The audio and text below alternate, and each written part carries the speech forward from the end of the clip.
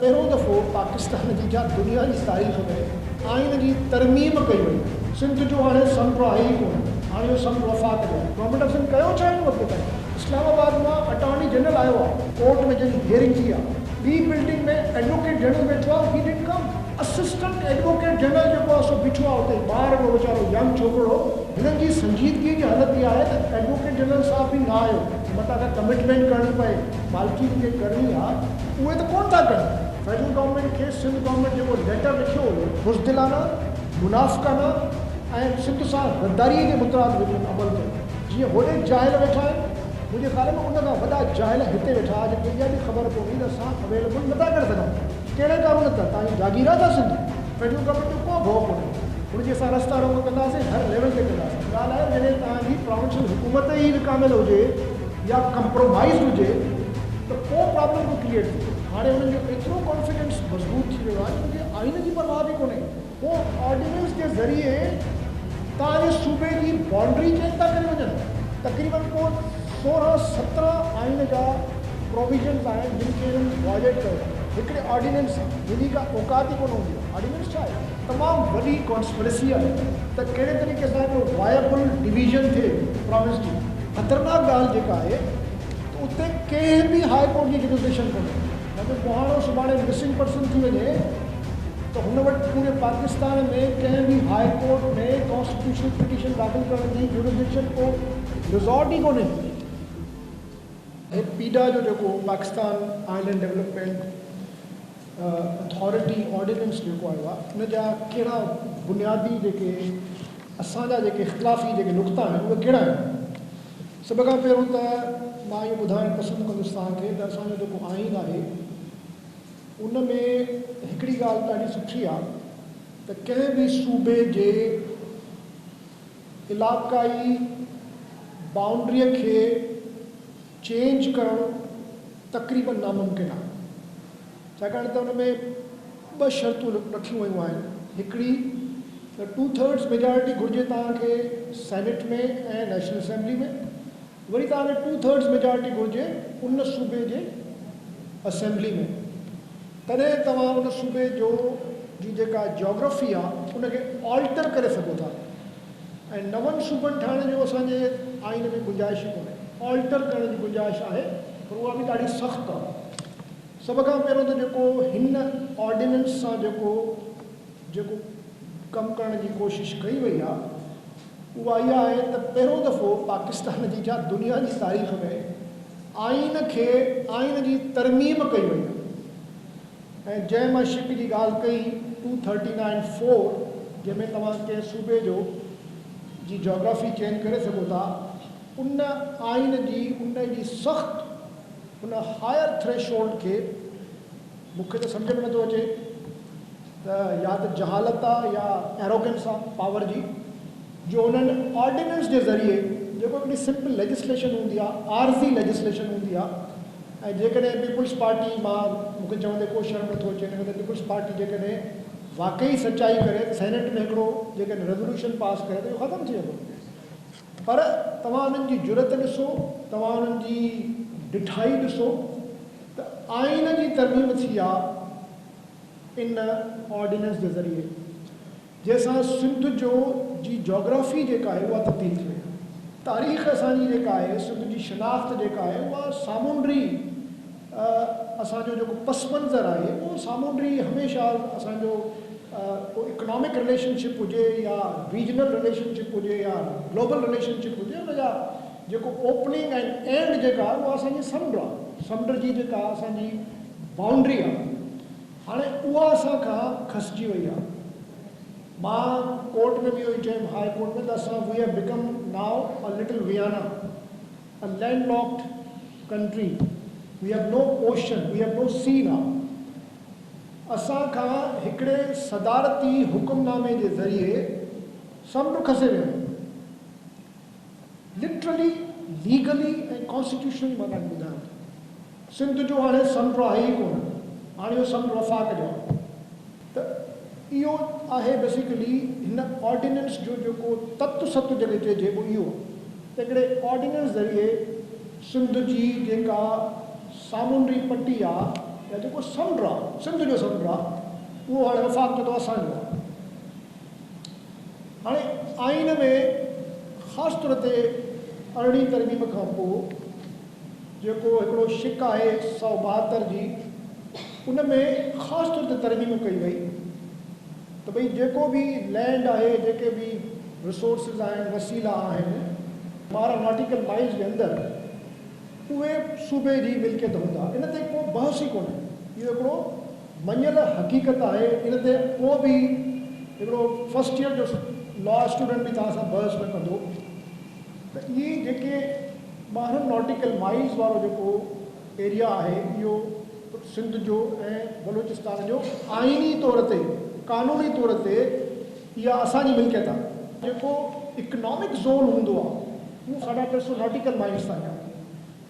तारीख़ी तौर ते उहो बि असांजो ई रहियो आहे। हे त हिननि हिकिड़ी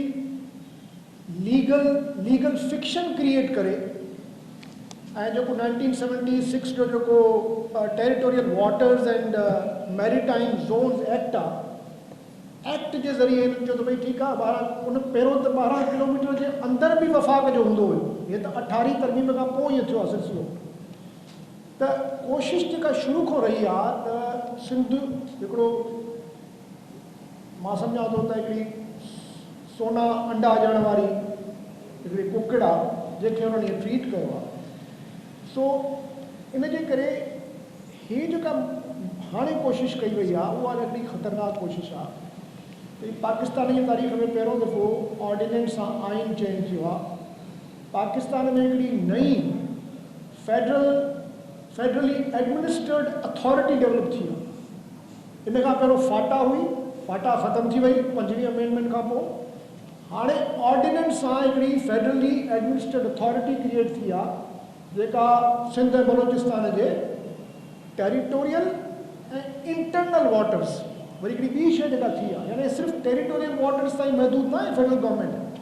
इंटरनल वाटर्स यानी जेके तव्हांजा दरिया भरिया आहिनि, उनजे अंदरि ॿेट जेके आहिनि, तव्हांजूं क्रीक्स आहिनि, बेसिन आहे, यानी बोट बेसिन जो जेको इहो तव्हांजो जेको नंढिड़ो जेको तलाउ ठहियलु आहे, इते बि हाणे फेडरल गवर्नमेंट जी आहे जुरिसडिक्शन। सो सिर्फ़ु टेरिटोरियल वाटर न आहे, इंटरनल वाटर्स बि सूबनि जा। सो यानी ख़तरनाक हद ताईं जेको आहे सो हिननि हिकिड़ो हमिलो कयो आहे। उन खां पोइ जेका इहा पीडा ठही आहे या अथॉरिटी आहे, उनजो जेको चेयरमैन हूंदो उहो चीफ एग्ज़ेक्टिव हूंदो, जंहिंखे पैटर्न जेको आहे उहो प्राइम मिनिस्टर आहे, उहो मुक़ररु कंदो।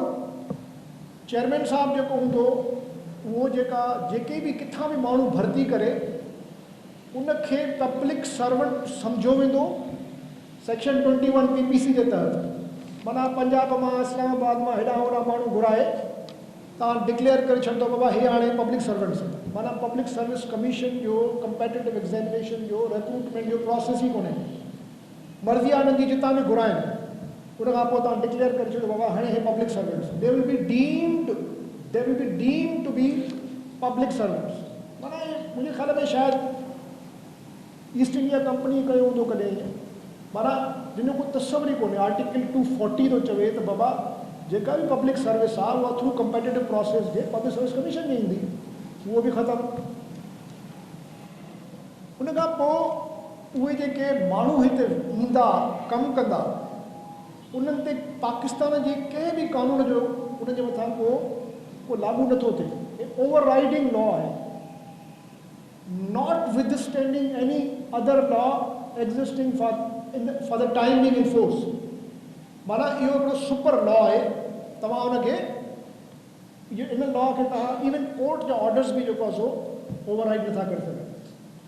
वरी अञा अॻिते ॿुधो त जेका मज़हक़ खेज़ ॻाल्हि आहे, जिते मूं जॾहिं ॿुधायो हाई कोर्ट में इहा ॻाल्हि कई त my lord even your jurisdiction has been stolen. मूंखे जेको आहे सो जज साहिबु चयो त से इट अगेन, भाई सर यू हर्ड जी मुंहिंजी जुरिसडिक्शन कीअं खसे विया। मां चयो हाणे छाकाणि त इहे ॿेट जेके आहिनि फेडरल गवर्नमेंट जो पार्ट आहिनि, ऐं छाकाणि त हाई कोर्ट जी जुरिसडिक्शन जेका आहे उहा आहे सिर्फ़ु प्रोविंशियल बाउंड्रीज़ ताईं। सो हाणे तव्हांजी जुरिस्डिक्शन कोन्हे हुते, पर वञो इन खां बि ख़तरनाक ॻाल्हि जेका आहे त उते कंहिं बि हाई कोर्ट जी जुरिस्डिक्शन कोन्हे, छाकाणि त इस्लामाबाद हाई कोर्ट जी जुरिस्डिक्शन जेका आर्टिकल 175 में उहा लिमिटेड आहे इस्लामाबाद टेरिटोरियल हदनि ताईं।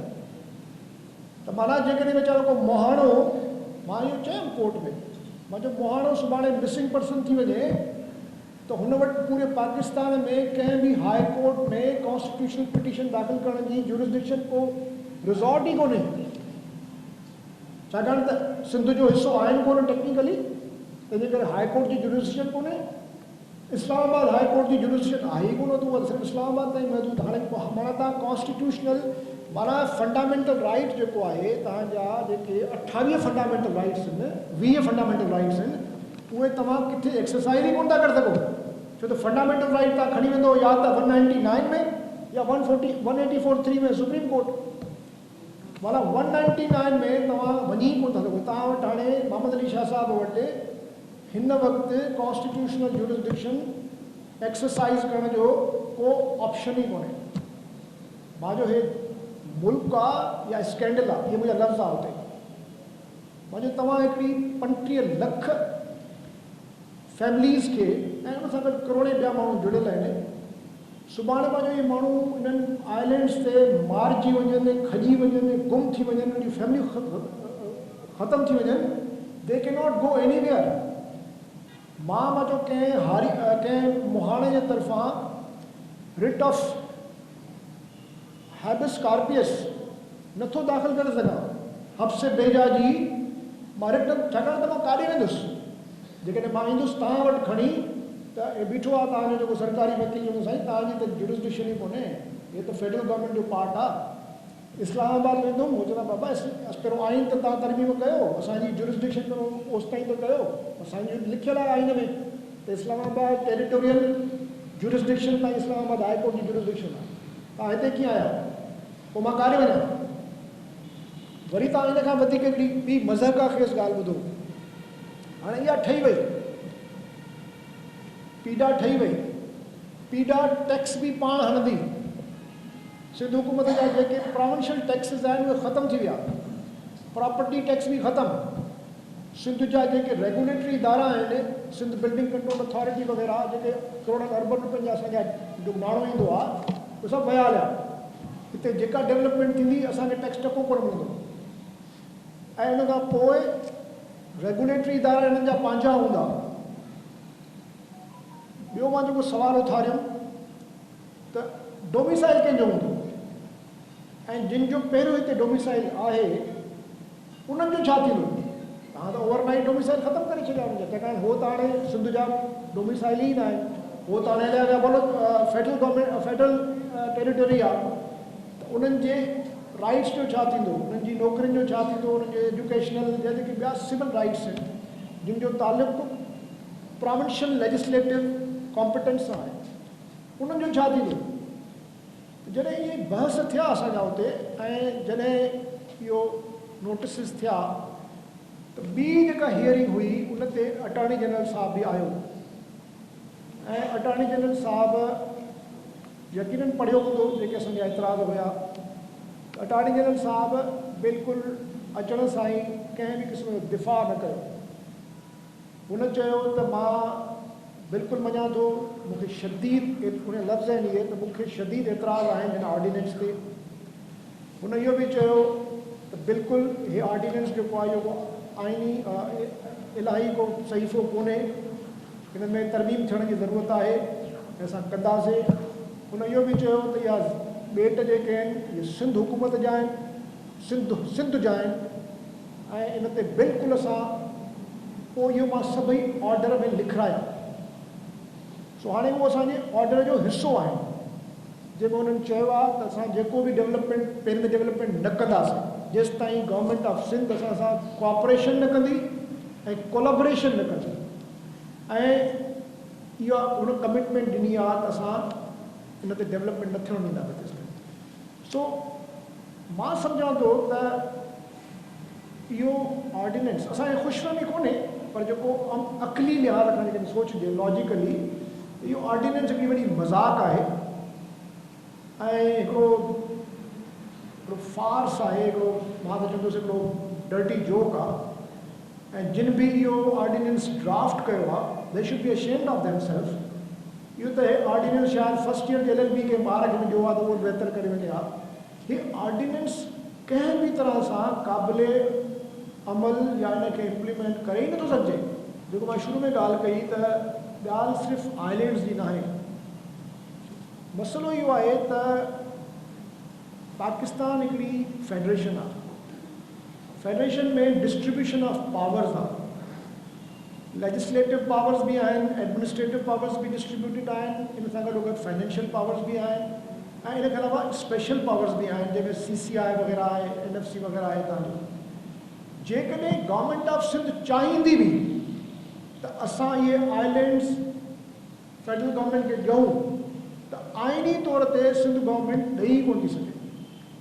जी मां शुरू में गुज़ारिश कई त जेका सिंध जी ज़मीन आहे, सिंध जी टेरिटरी जेका आहे, उहा तव्हां आइन जी तरमीम खां सवाइ हवाले नथा करे सघो। ओनरशिप ट्रांसफर सिंध गवर्नमेंट करे ई नथी सघे, हुनजी कॉम्पिटेंसी कोन्हे का। आर्टिकल 152 थो चवे, हिकिड़ो ई आर्टिकल आहे, हिकिड़ो प्रोविजन आहे जंहिंमें फेडरल गवर्नमेंट प्रोविंशियल गवर्नमेंट खां ज़मीन वठी सघे थी, पर हुनजी तमामु सख़्तु हुन जूं शर्तूं आहिनि। हिकिड़ी शर्त त इहा आहे त फेडरल गवर्नमेंट जंहिं मक़सद लाइ वठंदी उहो मक़सदु उहो हूंदो जंहिंमें फेडरल गवर्नमेंट लेजिस्लेशन करे सघे थी।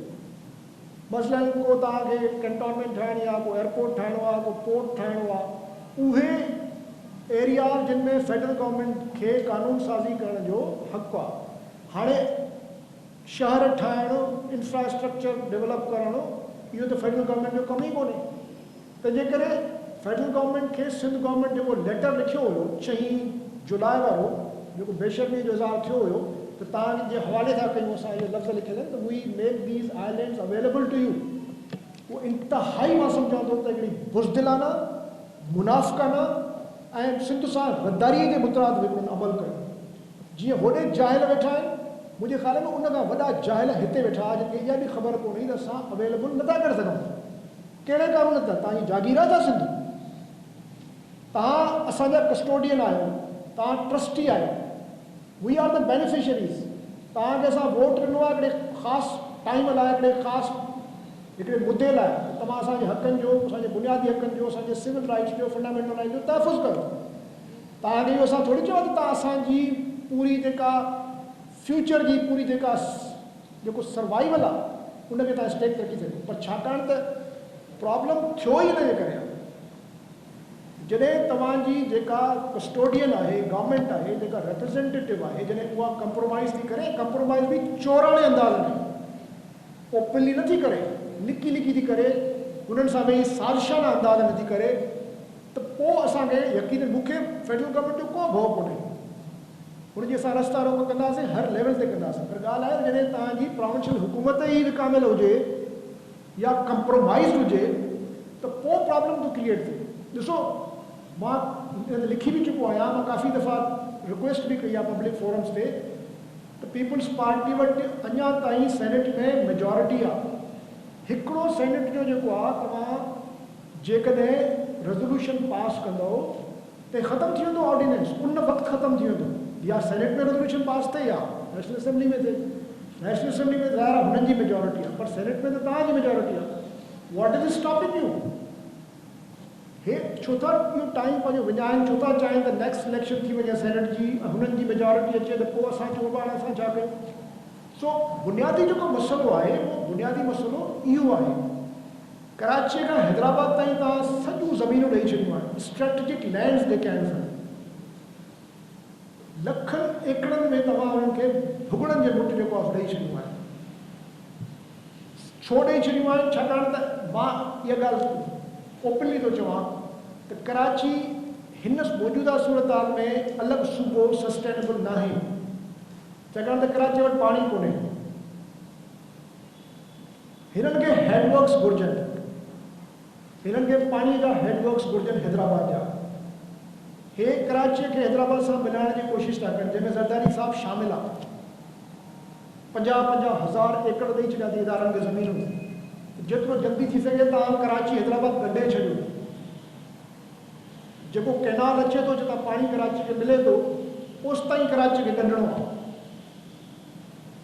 पोइ कराचीअ खे असां सिंध सां ऐं कराची जा हैदराबाद मिलाए सिंध जो सॼो तव्हांजो जेका इहा बदीन गोलारची जो सॼो जेको इलाइक़ो आहे, जेको क्रीम आहे सिंध जी। रॉबर्ट कैपलान जेको किताबु लिखियो आहे तव्हां ज़रूरु पढ़ो थी, मॉनसून। उन में हुन चयो आहे इहो जेको ज़ोन आहे, यानी तव्हांजो रेड सी खां वठी वेंदे स्ट्रेट ऑफ मलाका ताईं इंडियन ओशन जेको आहे, फ्यूचर में 80% मैरीटाइम ट्रेड हितां थींदो। This is the future. तॾहिं त छिता थी पिया आहिनि। तव्हां ॾिसो त सही, जेको ज़ुल्फ़कार आबाद जे नाले में जेको ज़ुल्म थियो आहे, त हिकिड़ी तमामु वॾी कॉन्स्पिरेसी आहे त कहिड़े तरीक़े सां हिकिड़ो वायबल डिवीजन थिए प्रॉमिस जी, जंहिंमें इहे सभु ॾिसो, तव्हांखे लैंड न हूंदी, तव्हां वटि जेके तव्हांजो इंटाइटलमेंट्स आहिनि सभु ख़तमु थी वेंदा। Land is key to your ultimate ownership. Land हूंदी, तव्हांजी डेमोग्राफी हूंदी, तव्हांजी पॉपुलेशन हूंदी। तव्हां वटि लैंड ई न हूंदी त पॉपुलेशन तव्हांजी छा बचंदी? मलीर ॾिसो तव्हां हाणे हुते केरु थो खटे इलेक्शन? मलीर मां जेको इलेक्शन थो खटे उनजी वजह छा आहे? बिकॉज़ तव्हां वटि लैंड ई कोन्हे हाणे। ऐं तव्हां ॾिसो त लखे एकड़, तव्हां जेकॾहिं ठठे वञो, तव्हां ठठे में जेको असांजो इहो जेको पोर्ट आहे, तव्हां उतां अचो ऐं वर ताईं जेको यानी सॼो जेको रोड आहे सिधो, तव्हांखे लखनि जी हज़ारनि जी तइदाद में पठाण मिलंदो, हज़ारनि जी तइदाद में। छाकाणि त उन्हनि अॻु में ई अघु वठी छॾिया आहिनि। मूंखे ख़बर आहे त इहो इलाइक़ो ultimately it is going to be the extension of Karachi. Musharraf कोशिशि करे ॾिठी हुई त कराची जी एक्सटेंशन कजे, ठठे खे मिलाइजे हिन सां, पर उन वक़्तु बि उहो ई प्रॉब्लम थी वियो त घारो इज़ नॉट इनफ। घारो जो जेको इहो पाणी जो कैनाल आहे उहो काफ़ी न आहे कराची खे सर्वाइव करण लाइ। उन्हनि खे हेडवर्क्स घुरिजनि। सो इन जे करे मां सम्झां थो त जीअं अदीअ शुरू में ॻाल्हि कई त this is not just another protest. This is a moment where we should reflect. This is the moment, this is the ultimate moment, I would say. We are at the cusp. Destiny can take either turn. Asa agte bani sagu tha decisively, and we can push back for centuries. Chakana the Karachi mein jeka asani demography a wo unfortunately sustainable न आहे। असां या त salaried माण्हू आहियूं या रेंटियर्स आहियूं, या असां लेबरिंग वीचारो अचे थो हाणे जेको तव्हां जेको मज़दूर जेको असांजी जेका एग्रीकल्चर तबाह थी आहे, उहो कराची में अचे थो वीचारो ॾियाड़ी जो पूरो थो करे। तमामु तव्हांखे घणा हाणे मिलंदा।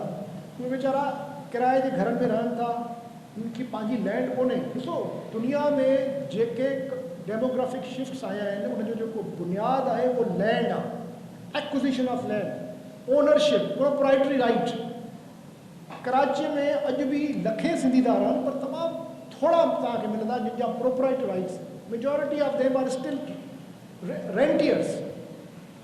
उन्हनि खे वीचारनि खे या त रहनि था कची आबादियुनि में वीचारा, उहो जेके मतिलबु अनसेटल्ड एरियाज़ आहिनि। ॿिए तरफ़ जेके अचनि था माण्हू, उहे प्रॉपरली कोलोनाइज़ेशन था कनि, उन्हनि जे लाइ पूरा इलाइक़ा था ठहनि, उन्हनि खे जेको आहे सो पको थो कयो वञे। हर साल सवे आबादियूं पकियूं थियूं थियनि, ऐं उहो जंहिंखे ज़मीन मिलंदी उहो कॾहिं बि वापसि न वेंदो। त अदीअ जेका ॻाल्हि कई डेवलपमेंट जी, I absolutely agree with her. Development is the future. असांखे ज़ाहिर आहे डेवलप, असांजा 6 करोड़ माण्हू जेके आहिनि, असां वटि त कुझु बि न बचियो आहे। असांजो वॾेरो पैसा खाई थो वञे, इंडस्ट्री हणे कोन थो ॻोठनि में। असांजो वॾेरो असांखे एजुकेशन कोन थो वठणु ॾे। उते जेके टीचर रखिया अथऊं, उहे टीचर जेके हुनजा पर्सनल मुलाज़िम आहिनि। असांजो वॾेरो सर्विसिस सेक्टर खे डेवलप थियणु कोन थो ॾे। सर्विसिस थींदी आहे जिते एजुकेशन हूंदी आहे, जिते नॉलेज बेस हुजे। असां वटि त कुझु बि कोन बचियो आहे। असांजी एग्रीकल्चर वञे पई तबाह थींदी, पाणी आहे कोन। त असांजे लाइ सर्वाइवल जेको आहे उहो अर्बन शिफ्ट आहे। अर्बन शिफ्ट लाइ असां वटि कैपिटल कोन्हे। नंबर 1 जेको पंजाब जो माण्हू आहे, सभु बैंकूं जेके प्राइवेटाइज़ थियूं आहिनि उहो पंजाब वटि। तव्हां ॾिसो, सवाइ हबीब बैंक जे 99% नेशनल डी नेशनल जेके बैंकूं थियूं आहिनि पंजाब जे फाइनेंशियल क्लासिस पंहिंजो वठी छॾियूं आहिनि, इंडस्ट्रियल क्लासिस वठी छॾियूं आहिनि। They have the capital number one. असां वटि छाकाणि त बेसिक एजुकेशन कोन्हे, तंहिं करे स्किल कोन्हे। त तव्हां जॾहिं इंडस्ट्री बि हणंदो या तव्हां को टेक्नोलॉजिकल इनोवेशन कंदो, तव्हांखे स्किल्ड माण्हू हुजनि जिन खे तव्हां एम्प्लॉय कयो।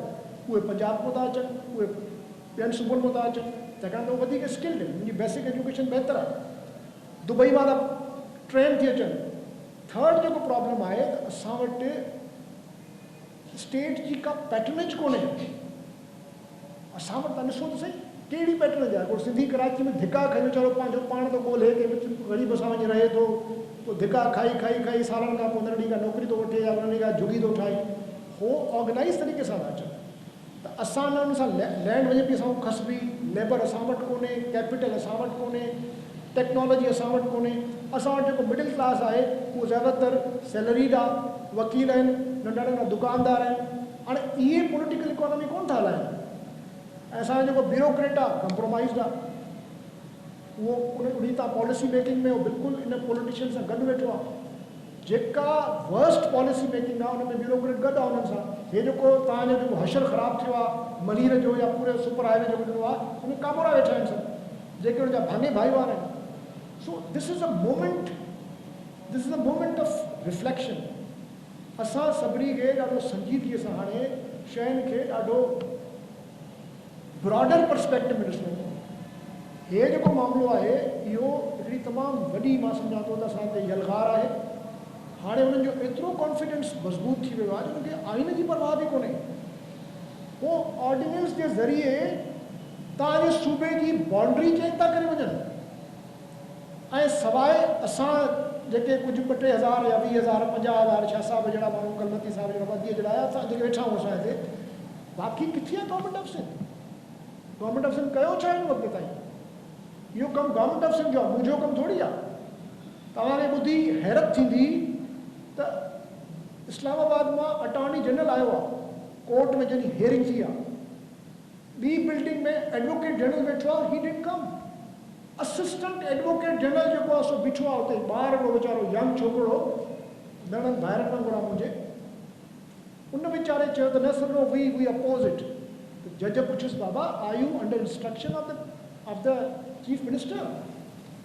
Your level is not that you can come up with such assurance. She, no sir, I assure you. She, have you taken the instruction from your client, government? Which are cool galayo, yeah, there I don't know, but I'm sure the instruction chaya to assistant ke the instruction chief minister ko na buraya dido.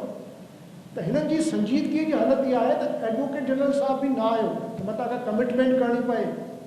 तव्हांजो वञो था क्लिफ्टन घुमण, उहो त gutter आहे, तव्हांजी testing त करायो। 50 करोड़ गैलन डेली, सोचो 50 करोड़ गैलन जो किरंदो समुंड में डेली। ऐं इहो सिर्फ़ु मां लिक्विड थो ॿुधायां जेको आहे तव्हांजो एफ्लुएंट सीवेज, जेको वरी विझनि था तव्हांजो साड़े या जेको डायरेक्ट फिटी था कनि समुंड में, जेको सॉलिड वेस्ट आहे। चकरा ॻोठ, यानी कराची वाहिद दुनिया जो शायदि एॾो वॾो मेगा सिटी हुजे जंहिंजी का पंहिंजी लैंडफिल साइट कोन्हे। इहो daily 12,000 ton solid waste generate थींदो आहे कराची में, जेको वञी ओपन एयर में साड़ींदा आहिनि चकरा ॻोठ ते। हाणे मूंखे ॿुधायो त छा पॉल्यूशन थींदी हूंदी, इहो केरु थो करे? कराची जो 91% पाणी पीअण जे क़ाबिल कोन्हे, कंहिंखे परवाह ई कोन्हे। उन में अलाए छा आहे, I don't want to point out what we actually drink. मुंहिंजे लाइ तड़ करण में हिकिड़ी एफर्ट हूंदी आहे, because I have seen it. जेका भुट्टे साहिब जे ज़माने में टैंक ठही हुई जंहिंमें पाणी जमा थींदो आहे अची 74-73 में, अॼु ताईं उहा ॿीहर साफ़ु न थी आहे। हाणे हुनजे अंदरि छा पियो आहे U can not imagine. Karachi जा 6 ई जेको वाटर 7 ई वाटर फिल्टर प्लांट्स डिसफंक्शनल आहिनि। कराची जो को ट्रीटमेंट प्लांट कोन थो, असां हिकिड़ो हलायोसीं, ॿियो हलणो हुयो, असांजी कमीशन बंदि हुई। सो ॻाल्हि आहे त हे जेको क्लास आहे इहो रेंटियर क्लास आहे, रेंट सीकिंग क्लास आहे। हिननि जो को कंहिंसां कमिटमेंट कोन्हे। अनफॉर्चुनेटली हिकिड़ी वॾी हिकिड़ो वेस्टर्न इंट्रस्ट क्रिएट थी वियो आहे, जंहिंमें इंस्टीट्यूशन्स बि आहिनि, बिल्डर्स बि आहिनि, पॉलिटिशियंस बि आहिनि, ब्यूरोक्रेसी बि आहे, मीडिया बि आहे। सो इन जे करे it's a very serious matter. ऐं असां जेकॾहिं इन सॼे मसइले खे न खणी सघियासीं ऐं हिनखे निभाए न सघियासीं त then I think we will have lost everything. छाकाणि त हीअ जेका बैटल आहे दिस इज़ सिम्बॉलिक। मां जॾहिं हिन ते केस ठाहियां पियो त मूंखे खिल बि अचे पई ऐं मूंखे अफ़सोस बि थिए पियो, परेशान बि थियां पियो त ऑर्डिनेंस सां एॾा फ़ैसिला कीअं करे छॾिया। तक़रीबन को 16-17 आइन जा प्रोविजन्स आहिनि जिन खे हिननि वायलेट कयो आहे हिकिड़े ऑर्डिनेंस सां, जंहिंजी का औकात ई कोन हूंदी आहे। ऑर्डिनेंस छा आहे? 16 मुख़्तलिफ़ आइन जा जेको आहे सो शिकूं आहिनि जिन खे हिननि वायलेट कयो, जेके मां पॉइंट आउट कयो। सो मूंखे बहरहाल ख़ुशी आहे त घटि में घटि असां इन शइ जो असांखे अदराक आहे, असां अञा घटि में घटि हिकिड़ी चङी ख़ासी तइदाद आहे असांजी जेका कमिटेड आहे। हालांकि ॾुखियो टाइम आहे, कोरोना जो टाइम आहे, पर हुन जे बावजूदि सभु हिते इकठा थियूं ऐं जसु जे अदीअ खे बि, सगा वारनि खे बि, सभिनी खे। ऐं मां त सियासत जी जिते बि वेंदो आहियां त मूंखे त यकीन कयो त ॾाढो उत्साह मिलंदो आहे त हे कीअं अकेले सिर्फ़ु इन्हनि बलाइनि सां जेको आहे वीचारा ग़रीब जेके मुहाणा आहिनि, मुहाणनि वटि कहिड़ा के मशीन गनियूं आहिनि, वञी बीह था रहनि ऐं नेवी जे हुननि जे अॻियां, नेवल शिप्स जे अॻियां। इहा तक़दीर न आहे, मां सम्झां थो इहा असां सभिनी जी जदोजहद आहे, असांजी कन्विक्शन आहे, असांजी इंस्पिरेशन आहे ऐं असांजो मुंहिंजे ख़्याल में कलेक्टिव हिकिड़ो बिलीफ बि आहे त असां सां जुट थी रही आहे। असां हिन मुल्क सां ॾाढो निभायो आहे, असां हिन मुल्क खे सभु कुझु ॾेई छॾियो आहे ऐं असां सां ॾाढी जुट थी थिए ऐं इहा जुट थियणु न घुरिजे। सो असांखे दोस्त बि सुञाणणु घुरिजनि, असांखे दुश्मन बि सुञाणणु घुरिजे। ऐं ज़रूरी न आहे त दुश्मन जेकॾहिं को तव्हांजो इलेक्टेड आहे त को तव्हांजो दुश्मन न आहे, उहो वधीक दुश्मन थी सघे थो, छाकाणि उन वटि पावर आहे।